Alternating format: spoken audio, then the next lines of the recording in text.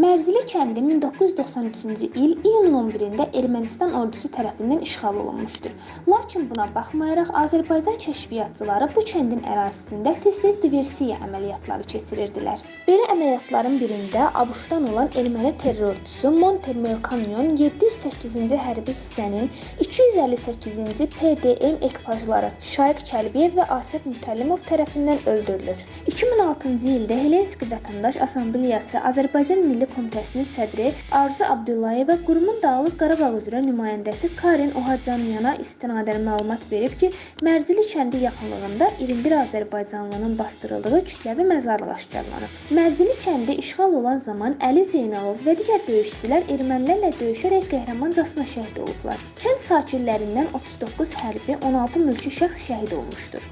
Azərbaycan əraziləri erməni işğalından azad edildikdən sonra böyük qadişə əsasən Ağdam rayon Mərzili kəndi sakinləri Qurbanov Şərif Bəhmənoğlu'nun təşəbbüsü və təşkilatçılığı ilə Şəhidlər Xiyabanının yenidən qurulmasına nail olublar. Gördüyünüz işlər kənd sakinlərinin öz şəxsi hesabına başa gəlmişdir.